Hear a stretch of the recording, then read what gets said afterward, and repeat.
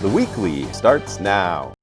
I am joined today by Kristi Allen, owner of Woodcastle Homes in Lehi, Utah. Welcome, Kristi. Thanks for having me. My pleasure. Kristi grew up in the home building industry as a third generation of a family-owned home builder, MacArthur Homes. In 2016, Kristi and her brother started Woodcastle Homes, where she manages all of the purchasing, construction, and sales. Big job. Yeah. Recently, she started a project with the Utah chapter of the NAHB Professional Women in building a home that will be shown in the 2021 Utah Valley Parade of Homes. It will be, we believe, the first home built in the nation by an all-women skilled labor team. Skilled tradeswomen, women-owned construction companies, engineers, designers, architects, and a labor team of experienced women will provide and install all of the materials and labor needed. How on earth did this project begin, Kristi? You know, it was honestly an offhanded comment that was made in a large local HBA meeting. We were talking about starting a women's chapter, the Professional Women in Building, and somebody said, "Oh, you should build a home with all women," you know, and a guy who just kind of threw it out there, not totally serious, not completely as a joke, but just kind of like, "Oh, you know, you could do that." And we're like, yeah, let's do that. Why not? You know? So that's kind of the seed for it, I guess. And then we really had to sit down and think about like, well, why are we building a home with all women? What's the purpose, right? Just not just to prove that we can, or because we think women build better, which is not the case at all. You know, we love working with all the men in the industry that we partner with. So we didn't want it to be about that, you know, about like, oh, women build better than men do. We really wanted it to be about telling stories. So telling the stories of women in this industry and showing them as examples, as beacons to girls and women who might not be familiar with the opportunities that we have in the construction industry. So we wanted to show that and say, you know, look at all these women doing these amazing jobs. There's a place for you here if you're interested.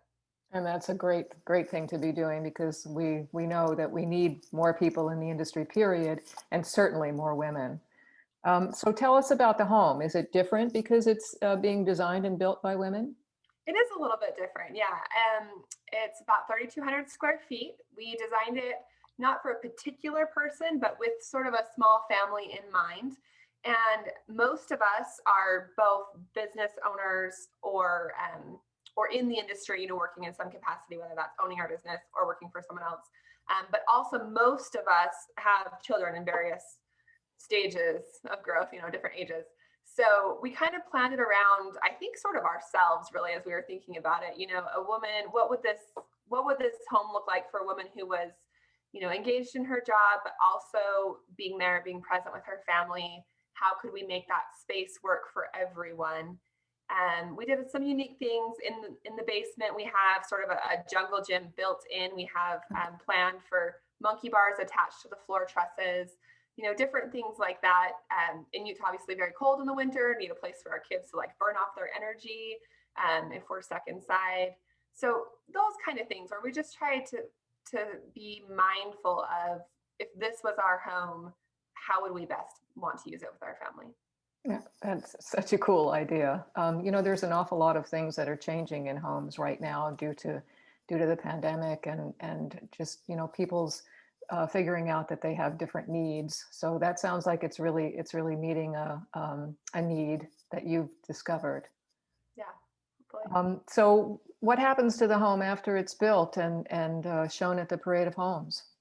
Yeah, so once we've showcased it, and we're really excited if people come through, and we're going to display all the different women who have worked on it, all their stories. And after that point, we will put it up for sale. And because most of the things for this home have been donated, some of them are being covered through a construction loan, but a lot of the materials, labor are being donated. So we'll have quite a large amount to use in the proceeds. We are going to use 60% of that towards scholarships for women in construction. So we're super excited to be able to offer those. We'll administer them through our Professional Women in Building of Utah group.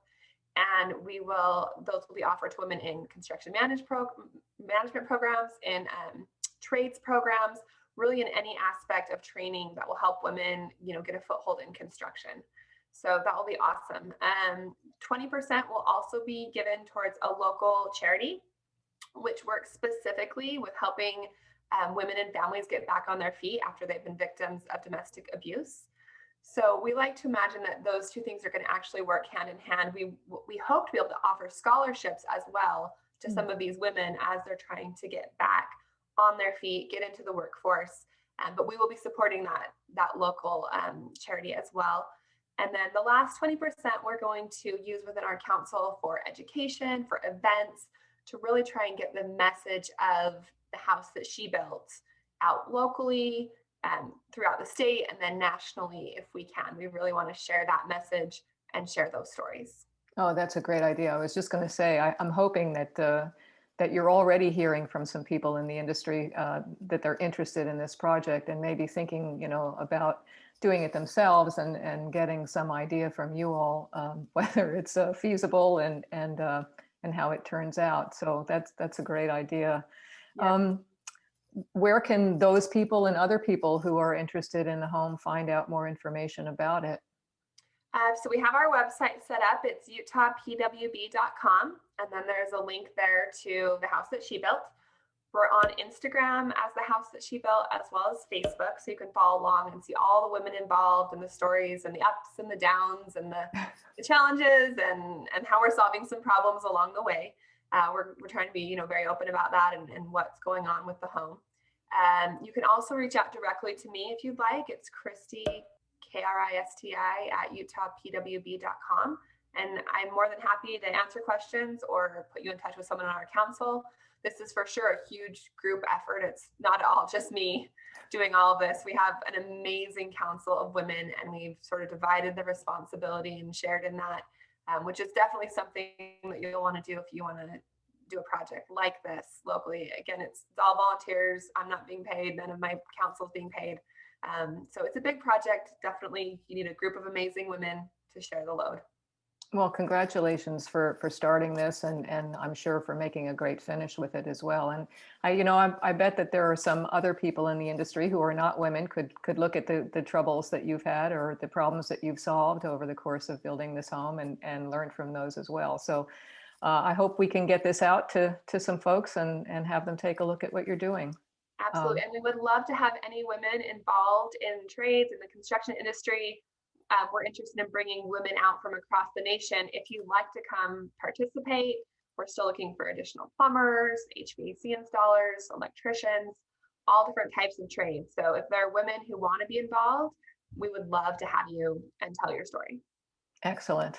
Well, thanks for coming on today, Kristi. Really love your story, and I hope we get it out there and people respond. I'm sure they will. Thanks so much, Denise. I appreciate it.